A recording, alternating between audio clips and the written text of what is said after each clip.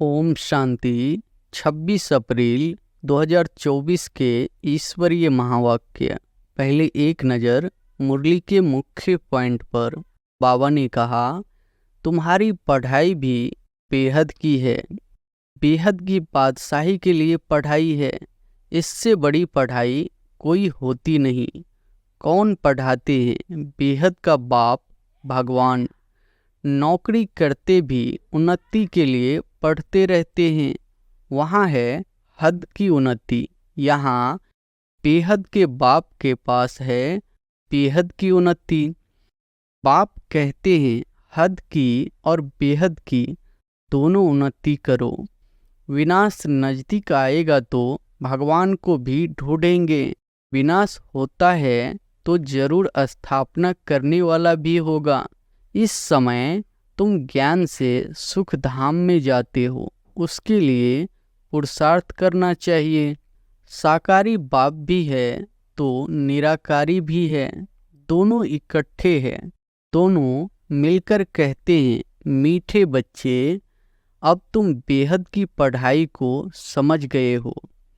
और फिर बाबा ने कहा, विकार पर झगड़ा हंगामा शुरू से चलता आ रहा है। बंद तब होगा जब आसुरी दुनिया का विनाश होगा। यह बाप तो कायदे अनुसार सभी बच्चों आत्माओं को वर्षा देते हैं। यहाँ बच्चे व बच्ची के भेद का मालूम ही नहीं है। वह तो होता है 2 घंटे का नाटक। यह है बेहद का नाटक। तुम जानते हो हम उस घर के रहवासी हैं और है भी एक बाप के बच्चे। बाबा हमको ऐसा मालिक बनाते हैं जो कोई हमसे छीन न सके। आकाश जमीन आदि पर हमारा कब्जा अधिकार रहता है। इसका नाम ही है सहज ज्ञान और योग। सेकंड की बात है। सेकंड में मुक्ति, जीवन मुक्ति।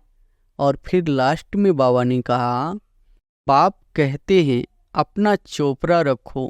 कितना याद करते हैं, कितनी सर्विस करते हैं। व्यापारी लोग घाटा देखते हैं तो खबरदार रहते हैं। बाप तुम बच्चों के साथ कितना वफादार है, कभी तुमको छोड़ेंगे नहीं। आए ही है सुधार कर साथ ले जाने। सवेरे उठकर अल्प को याद करो। यह वेला सोने की नहीं है। इस उपाय से ही विकर्म विनाश होते हैं। हरकती बच्चे और बाप की होती है और डाइवर्स स्त्री और पति का होता है। बाप कहते हैं हमको दोनों मिलते हैं। अच्छी अच्छी बच्चियां भी डाइवर्स दे जाकर रावण की बन जाती है। तुम किसी के भी नाम रूप में नहीं फंस सकते हो। बहुत बड़ा इम्तिहान है। विश्व का मालिक बनना है। मुख्य बात बाप कहते हैं भाई भाई समझो। सबसे अधिक धोखा देने वाली यह आंखें है। इसलिए बाप ने तीसरा नेत्र दिया है तो अपने को आत्मा समझ भाई भाई को देखो। इसको कहा जाता है ज्ञान का तीसरा नेत्र। यह सब बातें बाप समझाते हैं। उनको तुम प्राण दाता भी कहते हो। ये दान देने वाला घड़ी घड़ी शरीर छोड़ने से बचाने वाला है। और अब सुनते हैं महावाक्यों को विस्तार से। मुरली का सार है, मीठे बच्चे, शरीर निर्वाह अर्थ कर्म करते हुए बेहद की उन्नति करो। जितना अच्छी रीति बेहद की पढ़ाई पढ़ेंगे उतनी उन्नति होगी। प्रश्न है, तुम बच्चे जो बेहद की पढ़ाई पढ़ रहे हो, इसमें सबसे ऊंच डिफ़िकल्ट सब्जेक्ट कौन सी है? उत्तर है, इस पढ़ाई में सबसे ऊंची सब्जेक्ट है भाई भाई की दृष्टि पक्की करना। बाप ने ज्ञान का जो तीसरा नेत्र दिया है, उस नेत्र से आत्मा भाई भाई को देखो। जरा भी आंखें धोखा न दे। किसी भी देहधारी के नाम रूप में बुद्धि न जाए, बुद्धि में जरा भी बिगाड़ी छीछी संकल्प न चले, यह है मेहनत। इस सब्जेक्ट में पास होने वाले विश्व का मालिक बन जाएंगे। ओम शांति। बेहद का बाप बैठ बेहद के बच्चों को समझाते हैं। हर एक बात एक हद की होती है, दूसरी बेहद की भी होती है। इतना समय तुम हद में थे, अब बेहद में हो। तुम्हारी पढ़ाई भी बेहद की है। बेहद की बादशाही के लिए पढ़ाई है। इससे बड़ी पढ़ाई कोई होती नहीं। कौन पढ़ाते हैं? बेहद का बाप भगवान। शरीर निर्वाह अर्थ भी सब कुछ करना है, फिर अपनी उन्नति के लिए भी कुछ करना होता है। बहुत लोग नौकरी करते भी उन्नति के लिए पढ़ते रहते हैं। वहाँ है हद की उन्नति, यहाँ बेहद बाप के पास है बेहद की उन्नति। बाप कहते हैं हद की और बेहद की दोनों उन्नति करो। बुद्धि से समझते हो हमको बेहद की सच्ची कमाई अब करनी है। यहाँ तो सब कुछ मिट्टी में मिल जाना है। जितना जितना तुम बेहद की कमाई में जोर भरते जाएंगे, उतनी हद के कमाई की बातें भूलती जाएगी। सब समझ जाएंगे अब विनाश होना है। विनाश नज़दीक आएगा तो भगवान को भी ढूंढेंगे। विनाश होता है तो जरूर स्थापना करने वाला भी होगा। दुनिया तो कुछ भी नहीं जानती। तुम प्रजापिता ब्रह्मा कुमार कुमारियाँ भी नंबरवार पुरुषार्थ अनुसार पढ़ाई पढ़ रहे हो। हॉस्टल में वह स्टूडेंट रहते हैं जो पढ़ते हैं, परंतु यह हॉस्टल तो न्यारी है। इस हॉस्टल में तो कोई ऐसे ही रहते हैं जो शुरू में चले आए वह रह गए हैं, ऐसे ही आ गए, वैरायटी आ गए, ऐसे नहीं सब अच्छे आए। छोटे छोटे बच्चे भी तुम ले आए। तुम बच्चों को भी संभालते हैं, फिर उनमें कितने चले गए। बगीचे में फूल भी देखो, पक्षी भी देखो, कैसे टिकलू टिकलू करते हैं। यह मनुष्य सृष्टि भी इस समय ऐसे है। हमारे में कोई सभ्यता नहीं थी। सभ्यता वालों की महिमा गाते हैं, कहते थे हम निर्गुण हारे में कोई गुण नाही। फल कितनी भी बड़े आदमी आते हैं, फील करते हैं कि हम रचयिता बाप और रचना के आदि मध्य अंत को नहीं जानते हैं। फिर वह किस काम के?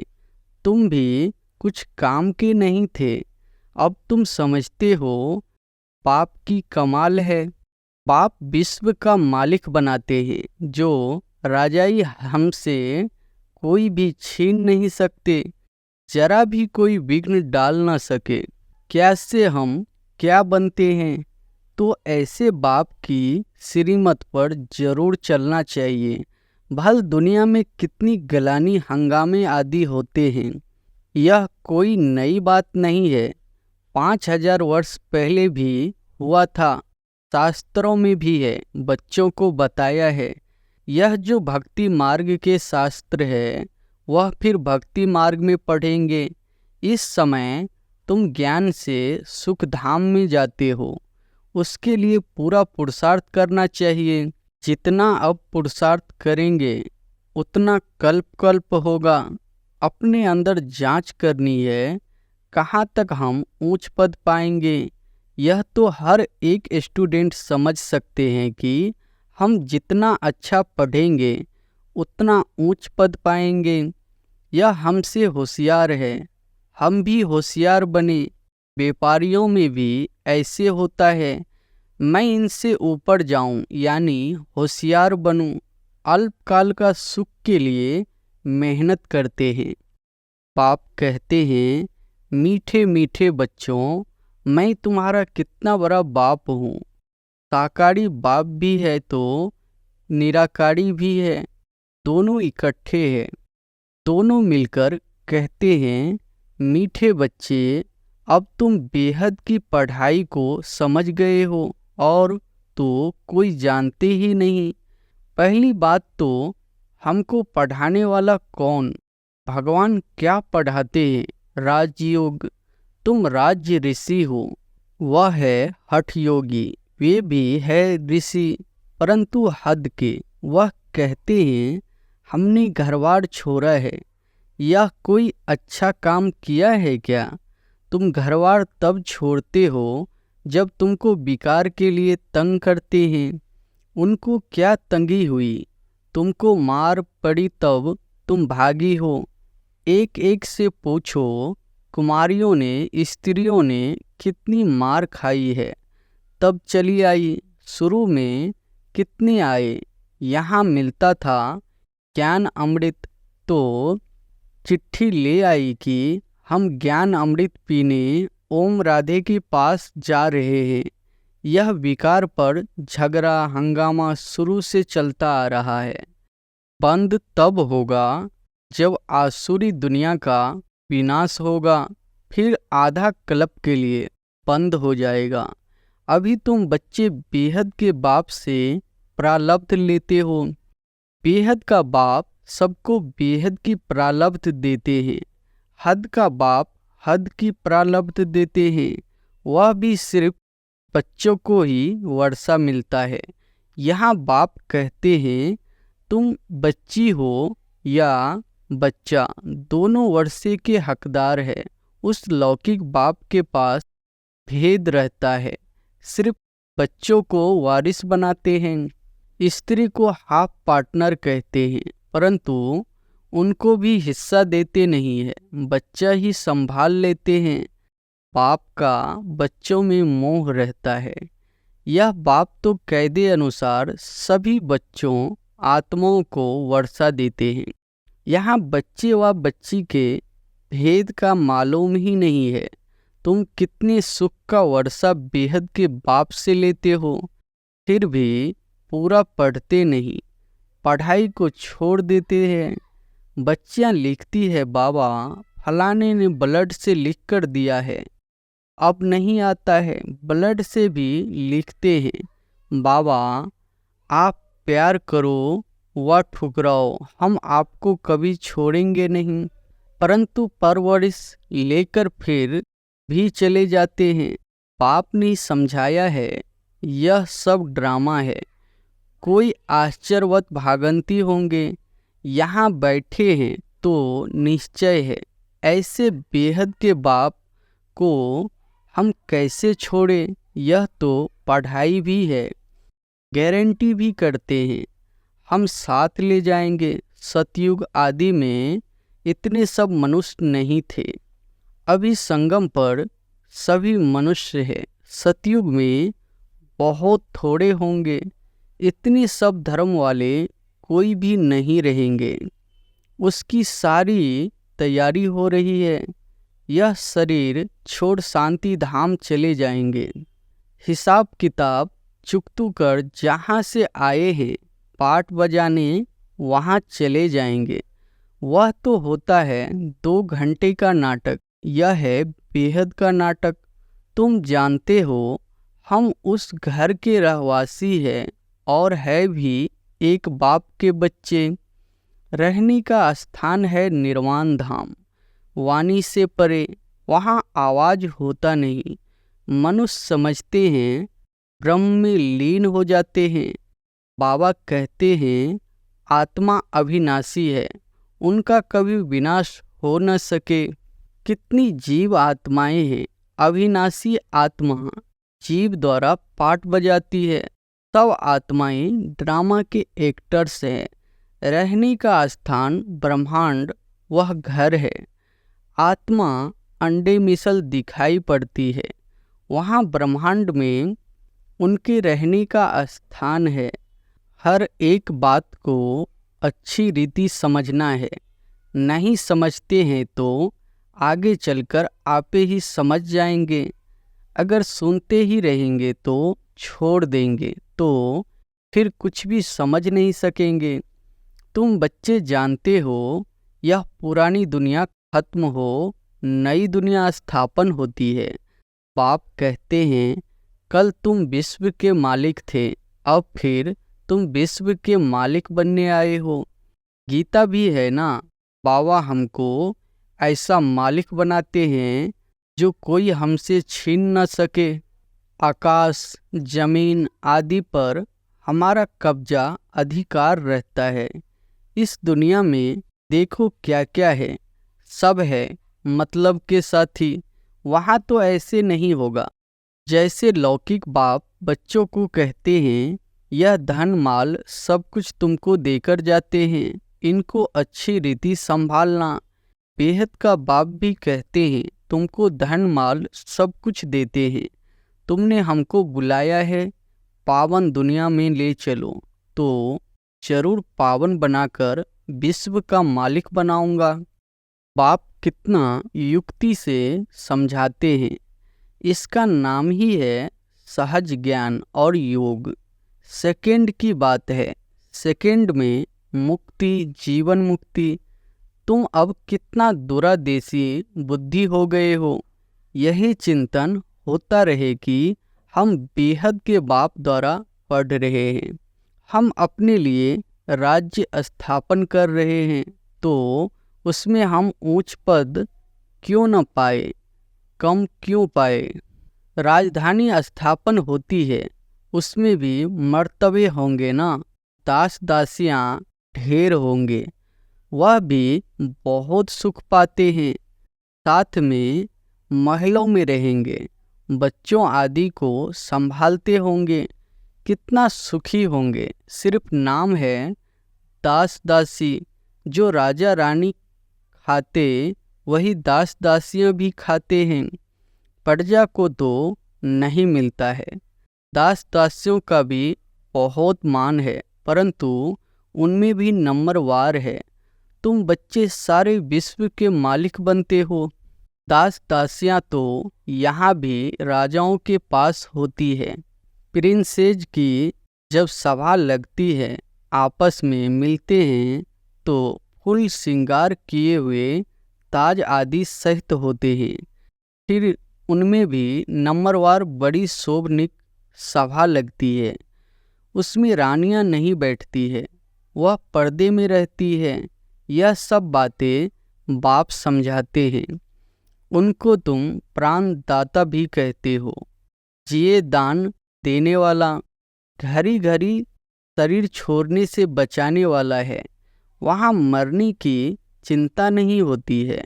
यहाँ कितनी चिंता रहती है। थोड़ा कुछ होता तो बुलाएंगे डॉक्टर को कि कहाँ मर न जाए। वहाँ डर की बात नहीं। तुम काल पर जीत पाते हो तो कितना नशा रहना चाहिए। पढ़ाने वाले को याद करो तो भी याद की यात्रा हुई। बाप, टीचर, सद्गुरु को याद करो तो भी ठीक है। जितना श्रीमत पर चलेंगे, मनसा वाचा कर्मणा पावन बनना है। बुद्धि में विकारी संकल्प भी न आए। वह तब होगा जब भाई भाई समझेंगे। बहन भाई समझने से भी छी हो जाते हैं। सबसे अधिक धोखा देने वाली यह आंखें हैं। इसलिए बाप ने तीसरा नेत्र दिया है, तो अपनी को आत्मा समझ भाई भाई को देखो। इसको कहा जाता है ज्ञान का तीसरा नेत्र। बहन भाई भी फेल होते हैं तो दूसरी युक्ति निकाली जाती है। अपने को भाई भाई समझो। बड़ी मेहनत है, सब्जेक्ट होती है ना, कोई बहुत डिफ़िकल्ट सब्जेक्ट होती है। यह पढ़ाई है, इसमें भी ऊंच सब्जेक्ट है। तुम किसी के भी नाम रूप में नहीं फंस सकते हो।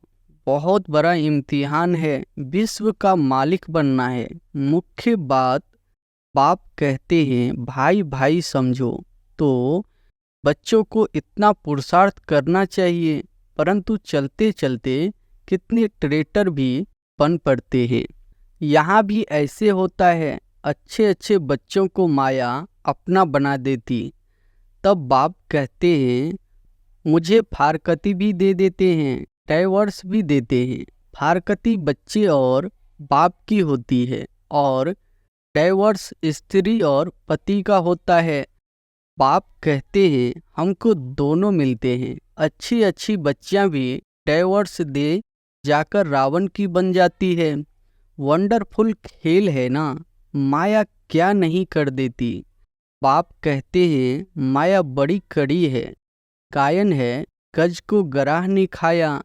बहुत गफलत कर बैठते हैं, पाप से बेअदबी करते हैं तो माया कच्चा खा लेती है। माया ऐसी है जो कोई कोई को एकदम पकड़ लेती है। अच्छा, बच्चों को कितना सुनाए, कितना सुनाऊं, मुख्य बात है अल्प।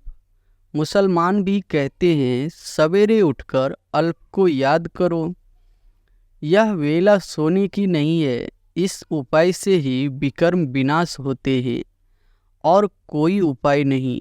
बाप तुम बच्चों के साथ कितना वफादार है, कभी तुमको छोड़ेंगे नहीं। आए ही है सुधार कर साथ ले जाने। याद की यात्रा से ही तुम सतो प्रधान होंगे, उस तरफ जमा होता जाएगा। बाप कहते हैं अपना चोपड़ा रखो, कितना याद करते हैं, कितनी सर्विस करते हैं। व्यापारी लोग घाटा देखते हैं तो खबरदार रहते हैं, घाटा नहीं डालना चाहिए, कल्प कल्पांतर का घाटा पड़ जाता है। अच्छा, मीठे मीठे सिकिलधे बच्चों प्रति माता पिता बाप दादा का याद प्यार और गुड मॉर्निंग। रूहानी बाप की रूहानी बच्चों को नमस्ते। धारणा के लिए मुख्य सार पहली पॉइंट है मनसा वाचा कर्मणा पावन बनना है। बुद्धि में विकारी संकल्प भी न आए, इसके लिए आत्मा भाई भाई हूँ यह अभ्यास करना है। किसी के नाम रूप में नहीं फंसना है। दूसरी पॉइंट है जैसे बाप वफादार है, बच्चों को सुधार कर साथ ले जाते हैं, ऐसे वफादार रहना है। कभी भी फाड़कती या डाइवर्स नहीं देना। वरदान है सदा हल्के बन, बाप के नयनों में समाने वाले सहज योगी भव। सदा हल्के बन, बाप के नयनों में समाने वाले सहज योगी भव। संगम युग पर जो खुशियों की खान मिलती है वह और किसी युग में नहीं मिल सकती। इस समय बाप और बच्चों का मिलन है, वर्षा है, वरदान है। वर्षा अथवा वरदान दोनों में मेहनत नहीं होती, इसलिए आपका टाइटल ही है सहज योगी। बाप दादा बच्चों की मेहनत देख नहीं सकते, कहते हैं बच्चे अपने सब बोझ बाप को देकर खुद हल्के हो जाओ। इतने हल्के बनो जो बाप अपनी नैनों पर बिठाकर साथ ले जाए। पाप से स्नेह की निशानी है सदा हल्के बन, पाप की नज़रों में समा जाना। स्लोगन है निगेटिव सोचने का रास्ता बंद कर दो तो सफलता स्वरूप बन जाएंगे। अच्छा, ओम शांति।